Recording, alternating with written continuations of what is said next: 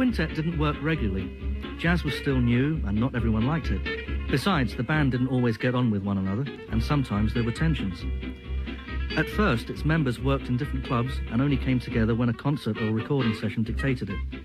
Then towards the end of summer 1935, the quintet, Django Reinhardt, Stephane Grappelli and their virtuosos, were invited to work together regularly at a cabaret in Rue Fromentin. Django didn't turn up on the opening night. He was found to be fast asleep in his hotel room and wouldn't be moved for anything. It was just one example of what appeared to non-gypsies as eccentric and was to become characteristic of his behaviour. Pete Childer. To us, anyway, he was a great guy, you know. But when he was doing the London Palladium, there were tales that he didn't show up on some shows there, and he was found in the East End playing with a cap for coins in a bar somewhere. And another story was that he got a car one day, and when it ran out of petrol, that was it. He just left it at the side of the road. I remember he appeared one day in a suit, a very smart sort of double-breasted suit, but wearing ski boots with it, you know, that type of thing.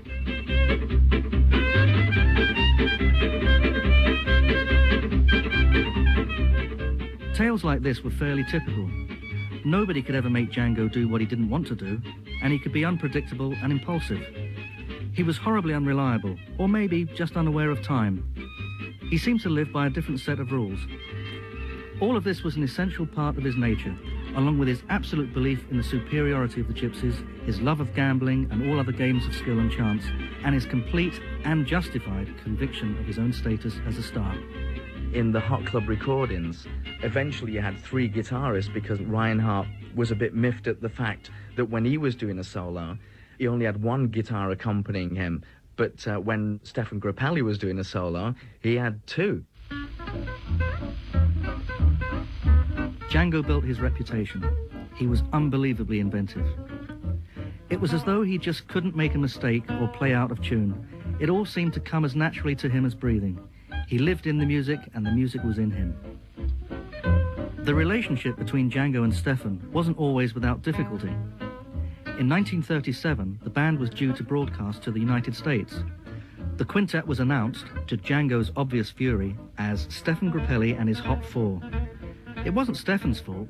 He knew nothing about it. It was simply that some records had come out under Grappelli's name, and the announcer had made assumptions. But Django almost walked out there and then. He was persuaded to stay, but never quite forgave poor Stephane for this wholly unintentional insult. Which is not to say that Django wasn't occasionally the victim of some intentional mischief from Stephane. He would bring in a letter and he'd give it to Stephane. And Stephane was always a joker and always a sort of debonair. Completely the opposite to Reinhardt, who was quite a man for the women and a bit of a cheeky devil in many, many ways. And he'd say, read it to me. And he would open the letter. Reinhardt would be sitting listening and sort of nodding. And then Stephane, being the devil that he was, he would put something incongruous in. And he'd go start raving bloody mad. And it was always quite a carry-on between them. In 1938, with war looming, the quintet played at the Cambridge Theatre in London and caused a sensation. The concert was a sellout. Django spent his days in bed in his hotel, varying this a bit with visits to a local amusement arcade where he won packet after packet of cigarettes with his usual ease. In August 1939, the quintet went back to England, but Django and Stephane were at loggerheads again. The blackout was in force, and after 2 weeks, when the first siren went off, Django, who had always been a bit wary of the English anyway, went straight back to France, leaving everything, including his guitar, in his hotel room. Stephane, on the other hand, made his home in England for the duration of the war. Django reformed the quintet with Hubert Rostang on clarinet. Stephane took up a residency at Hatchett's in London's Piccadilly. The 2 men would not meet again for 7 years.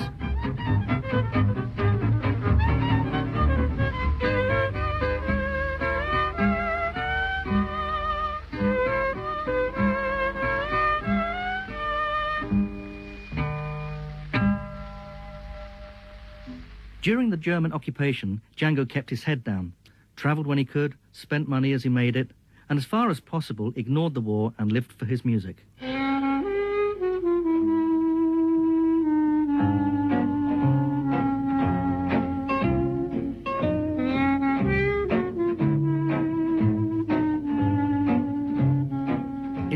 1943, he was officially married to Najine, although they had been living together for 15 years. Later that summer, he made a couple of attempts to cross over to Switzerland, both of which ended fairly disastrously. On the first occasion, he was arrested and only saved by a jazz-loving German commandant with a collection of his records.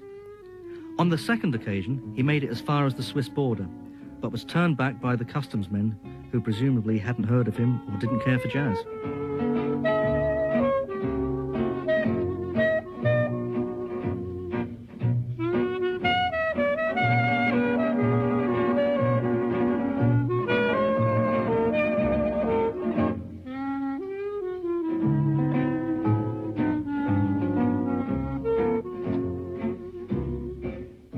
In 1944, Django's second son, Babik, was born, whereupon he decided to settle down with his family in a small house in Paris. Still, his fellow Manouche gypsies were always welcome to camp out in the house. Share and share alike was the rule. When Stephane and Django spoke on the telephone at the end of the war, a reunion in London was planned. But when they came to record together, something was missing from the music.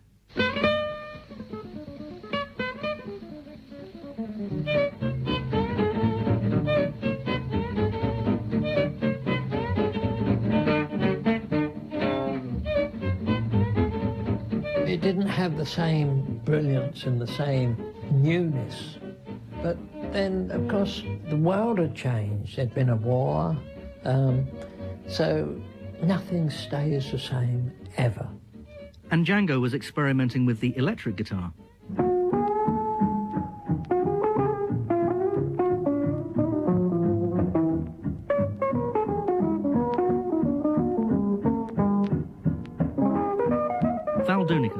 There was nothing like the original records. They had almost a primitive sort of feel about them. That was such an integral part of what they did at the time. And as the years went by, he started to play electric guitar and he started to try to move with the times. When it came to electric, first of all, the electric equipments were not really up to date. Amps were not good and the sound was distorted. But Django, you know, just put an amplifier as loud as he could. And he got used to a less delicate sound as Stephane's. And when Stephane came back from England at the end of the war, after the war, and himself, you know, he'd been playing with George Shearing, he'd been playing with different people here, and his style did not depend totally on Django's. And then both of them getting back together, you know, had learned different things, had heard different things, and, you know, maybe in their own relationship something had changed. Sacha Distel. An American tour was at last arranged, something which Django had been anticipating for years.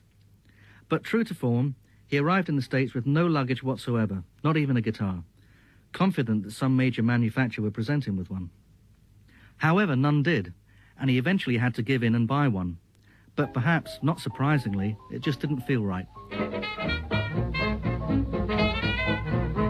The American tour wasn't a wild success either.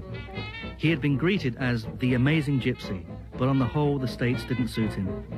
He was lonely for France, his wife, his sons, and the difference in lifestyles made him uneasy. He drew large audiences, but he was labelled uncooperative. That was Django. You took him on his own terms or not at all. Eventually, no more work was forthcoming, and Django, probably disappointed and relieved at the same time, packed his bags and went home to France.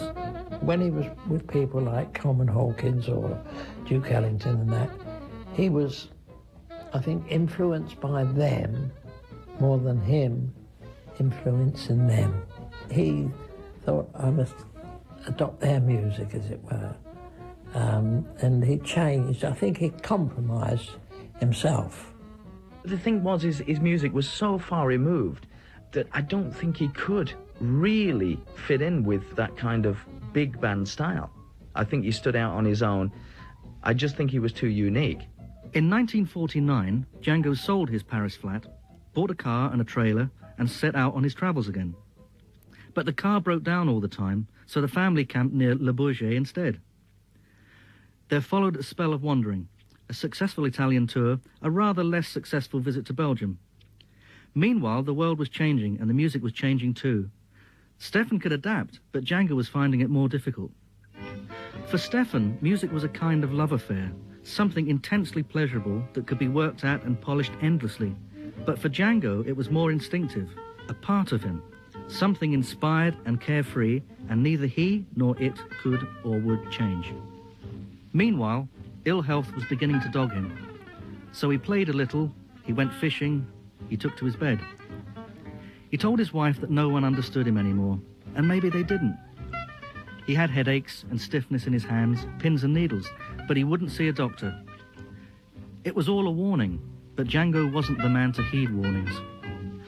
On the afternoon of the 16th of May, 1953, he went fishing. On the way back, he dropped into the cafe Chez Fernand and was sitting chatting when he had a massive stroke. He was moved to a hospital, but he died that same night.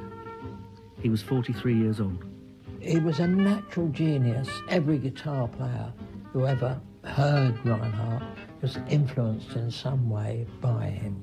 His technique and his kind of exuberant sort of freedom in the way he played the guitar. He never sounded as if anything was difficult. I think the mark that Django made created such a ripple that it kind of started a new style of playing. It caused an incredible wave. It kind of totally changed the face of jazz guitar. The moment that Django started to play, it was a hush. Everyone stopped talking. They knew something was happening, rather special, you know.